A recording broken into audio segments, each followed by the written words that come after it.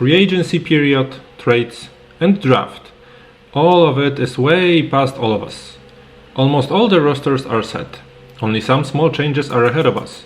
That is why it's already a good time to start with some predictions. And today I decided to play a little bit with awards prediction for the upcoming 2024 season. Let's start with Most Improved Player, and my favorite for this award is Jordan Poole. When I look at the candidates suggested by journalists from around the world, Mikal Bridges comes as a favorite. But for me, Jordan Poole is someone who will get the award. First of all, he changed the teams and he will no longer be a backup to anyone.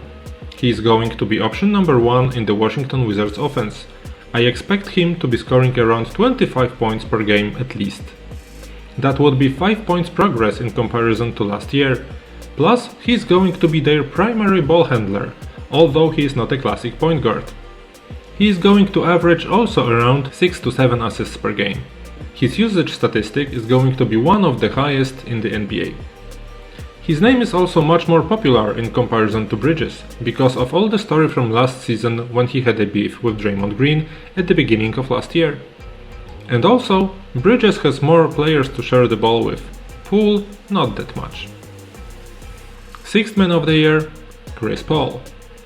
Candidates for this award need to play at least one more game from the bench than as a starter. Chris Paul is not going to play 100% games from the bench, let's not fool ourselves. Steve Kerr has a nice history of convincing his players to start coming off the bench when needed for the team. Andre Iguodala was the best example. Even Stephen Curry, when he was coming back from one of the injuries, played from the bench. And that's where he might ask Chris Paul to play. The most underrated asset of CP3's basketball mind is his ability to adapt. His incredible basketball IQ always finds a way to make notable impact on the team he is playing. Just look at the year he spent in Oklahoma City Thunder. The same is going to happen with Warriors. Last year, their bench was really bad. They had good names, but those players failed in the most important moments. That's why Warriors didn't advance past Los Angeles Lakers. Paul is supposed to change it. No more Jordan Poole, Donte DiVincenzo is in the Knicks now. He will be a leader of lineups with young Jonathan Kuminga, Moses Moody or Gary Payton II. He will also reunite with Dario Saric, with whom he played in Phoenix Suns. Though Paul took a bit of backseat in his effectiveness on the stat sheet last season, finally showing his age, the potency he provides is clearly felt throughout. It was in the Suns' first round win over the Clippers. Really, if you think about it, it could turn out to be a perfect marriage for however long it ends up being, with CP3 getting his first ring as a honeymoon. Coach of the Year, Mark Daigneault. Thunder head coach Mark Daigneault had an impressive year last season, with Oklahoma City Thunder widely exceeding expectations. Many thought they were still lottery bound when they went from 24 to 40 wins in the play-in tournament. It earned Daigneault as much Coach of the Year consideration behind Mike Brown as it did. The team is even better now, with the young and exciting Thunder growing in the playoff 3. Turner cornerstones, Shai Gilgeous-Alexander making the All-NBA first team and Jalen Williams being the Rookie of the Year runner-up opened eyes. Josh Giddey's magnificent play as well. The team easily became a League Pass treasure and top draftee Chet Holmgren had not even played yet. Oklahoma City had the 13th rated defense and the 16th rated offense. As an exciting premiere show for the league with what they had to offer, they had nights of beating some of the league's best teams. Integrating Holmgren into the lineup will help the Thunder unlock a lot more, with them finally having height and high-level rim protection in the frontcourt. Adding him to Oklahoma City's Thunder's trio could put the team in the upper part of the West postseason, kind of like last year's Sacramento Kings. Rookie of the Year, Scoot Henderson. Damian Lillard has finally stated his trade request to the Trail Blazers. Because of that, Portland will have more than enough space for a number of years to help Scoot Henderson blossom. And we already saw a very short but fruitful summer league, what everyone needed to see. If Lillard is gone, Henderson will instantly have the keys to the organization. He has a huge portion of potential to build around with the high-flying Shaedon Sharpe and the heavily paid Jerami Grant. he can also provide a lot of scoring and explosiveness from the perimeter, developing with Anfernee Simons as well. This amount of playmaking and athleticism can open up a ton of chemistry for their core to build upon. Portland also has more length on the defensive end than they had in quite some time. Henderson's Westbrook-like play can give the Blazers and their fans a switch between different types of shows.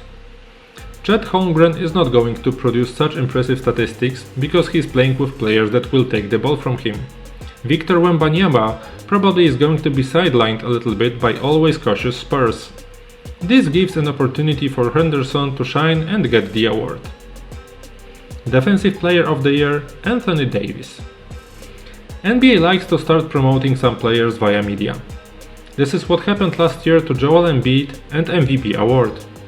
Already in the playoffs we started hearing that Davis is the NBA's best defender when healthy, and much of it is true. However, Nikola Jokic showed how to handle Davis.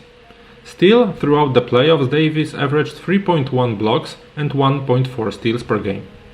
If the Lakers utilize Davis the same way they did during that impressive 16-game stretch, it would give him a significant advantage in the DPOY race.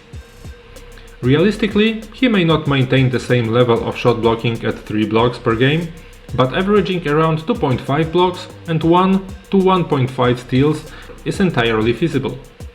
There is a question mark surrounding Anthony Davis' eligibility due to his injury history and the new minimum requirement of 65 games to be eligible for an award.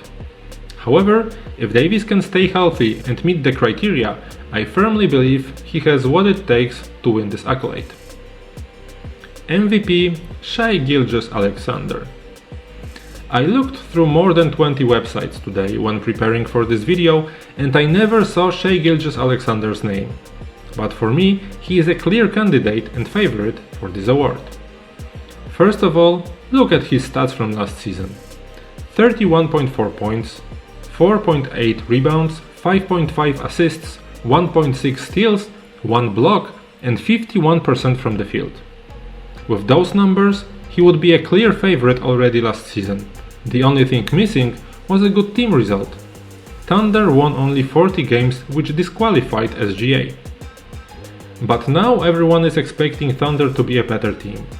If they end up being a next season's Sacramento Kings and Shai stays on the same level, why wouldn't he be a favorite?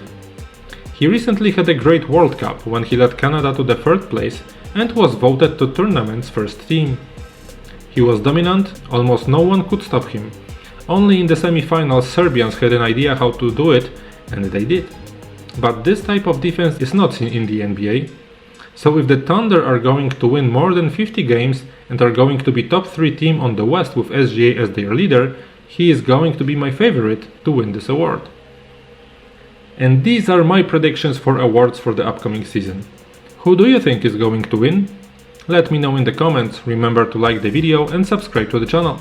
Thanks for watching today and I see you next time, bye!